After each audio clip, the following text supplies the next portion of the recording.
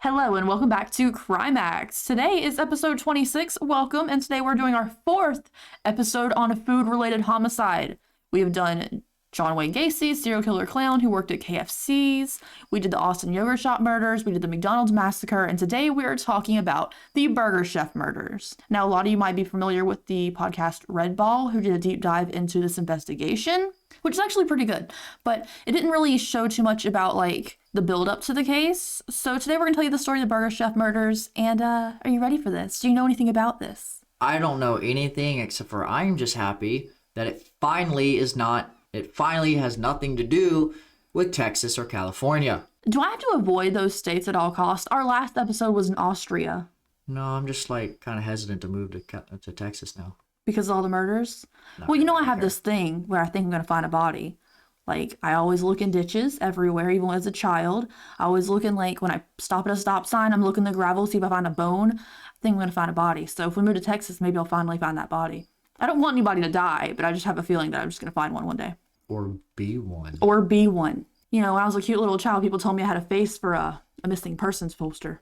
It wasn't really a, compliment, but Yeah, that's kind of messed up. yeah. I heard it a lot, actually. Oh, are you ready for my fun fact? It's really funny. Let's do this. So James French was a murderer. He killed two people, which of course is horrible. He was killed on the electric chair on August 10th, 1966.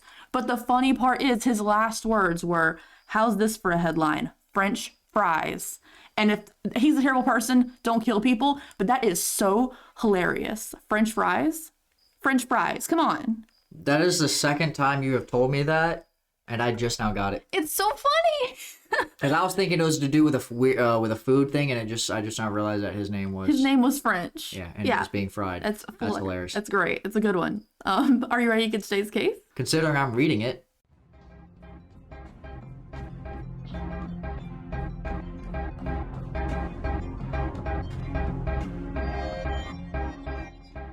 So as the beautiful wifey did mention, I'm starting to think you just like hearing that.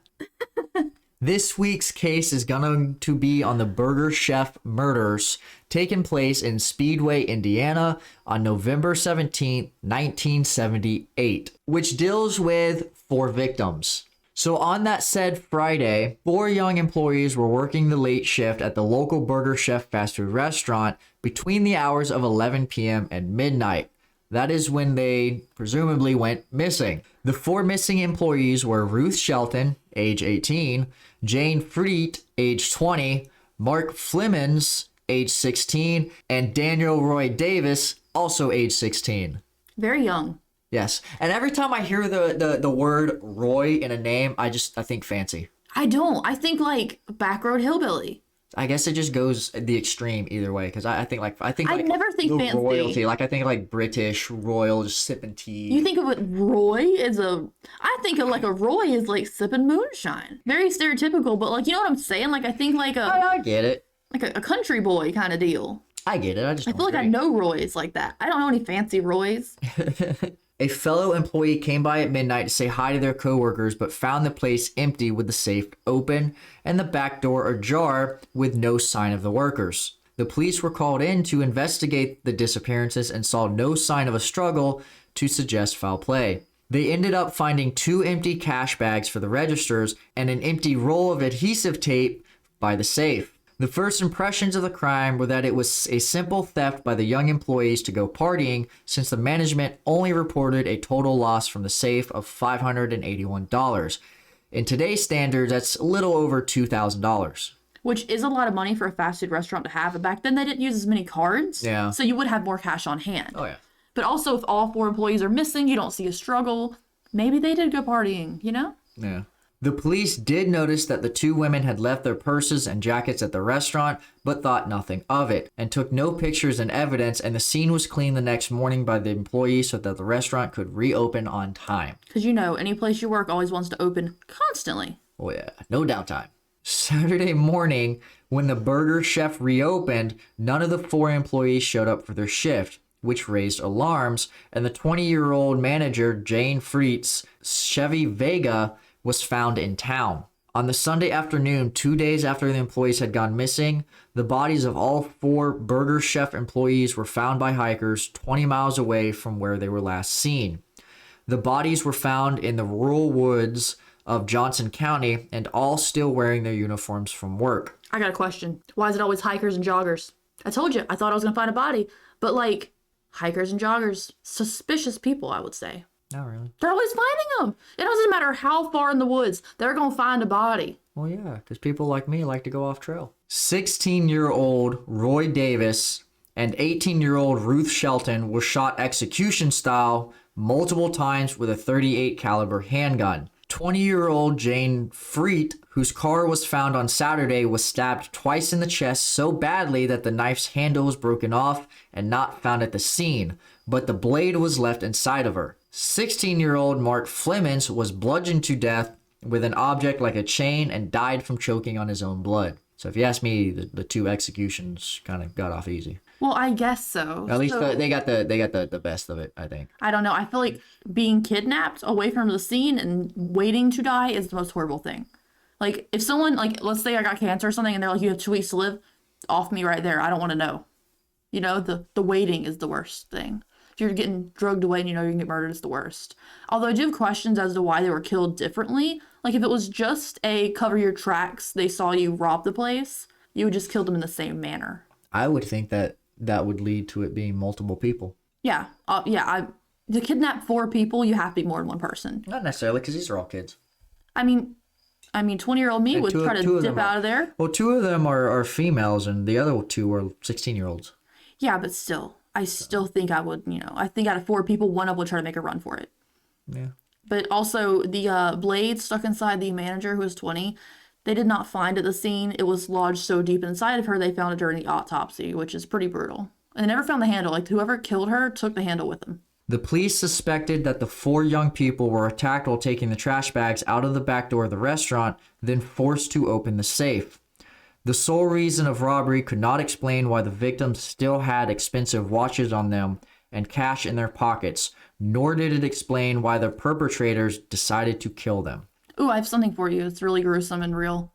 So I used to work in Virginia Beach, and there was this rallies, like a checkers rallies kind of place, that 2 people got murdered out when they were taking the trash out, like they suggested in this one. And then people would keep going up to drive-thru because they opened it right after, like, oh, it's an unsolved crime. They kept the rallies open. And then everybody would go to the window and say, can we order a double murder burger? And nobody thought it was funny. And then they shut the place down and tore it down. Like, they were like, we can recover from this crime. And people kept trying to order a double murder burger. And then they tore the building down. Like, no shit. Not kidding. That's messed up. It's really messed up. Also, Rally's is great fries.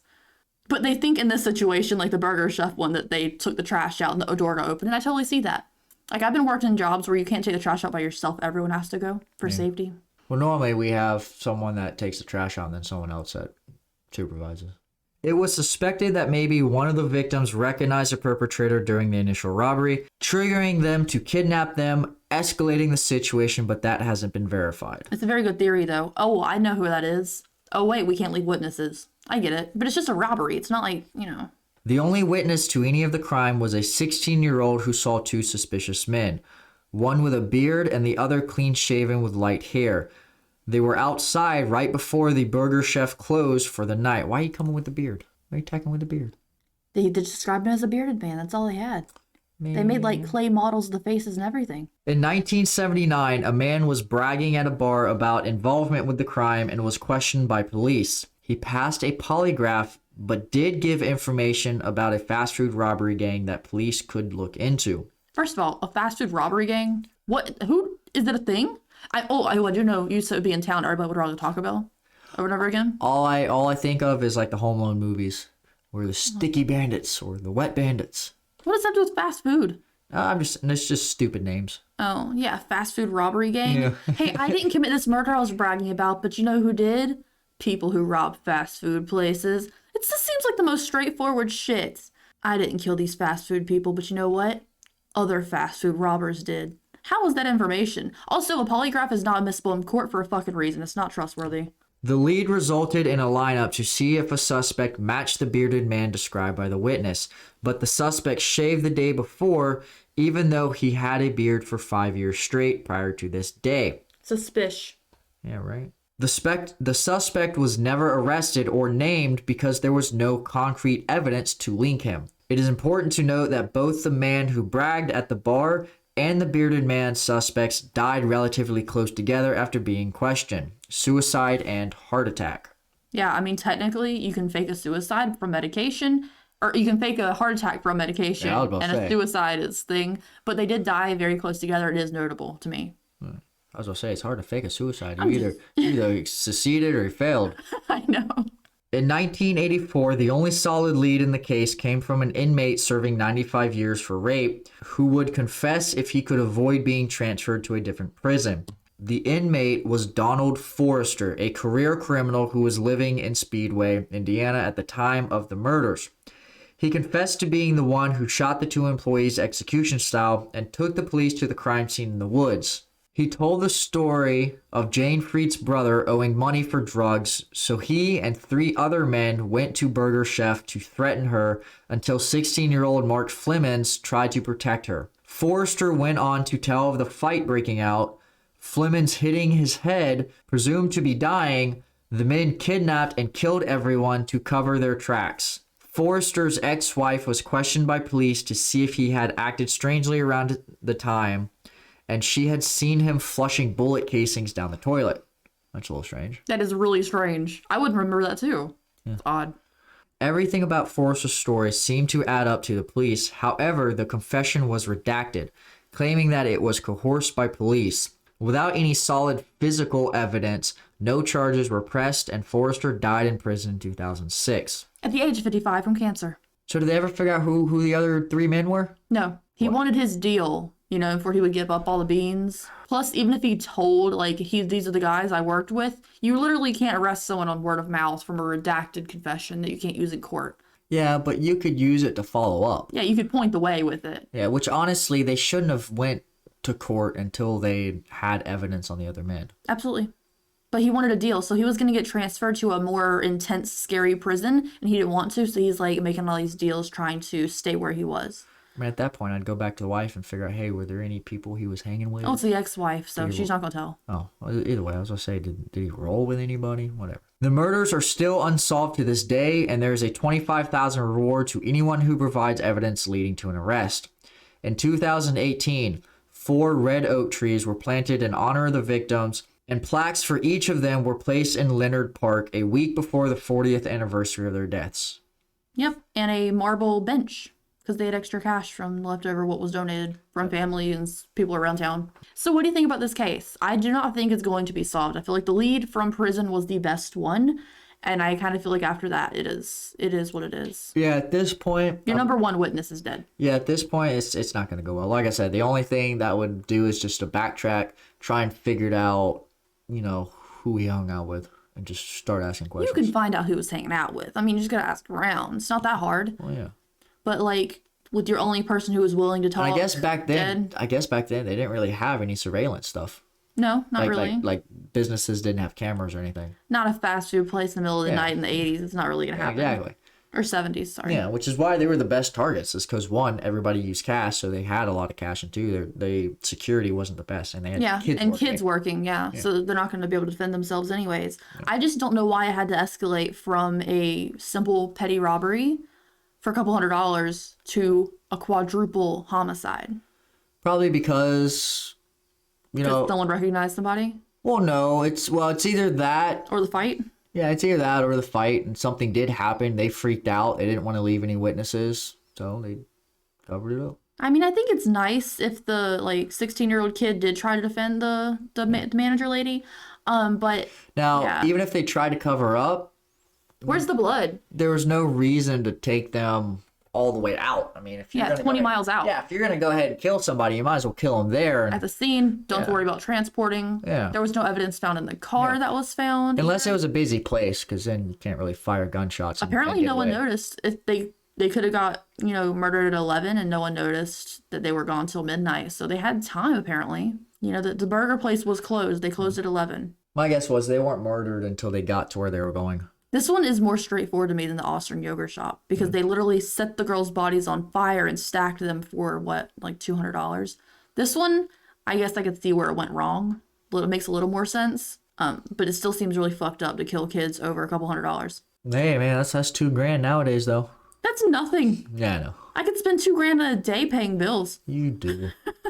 So do you think this case could be solved, or no? Like, of course we want the case to be solved, obviously. Oh, yeah. But do you think it could be solved? Because I'm leaning towards no. It could be. Anything can be solved.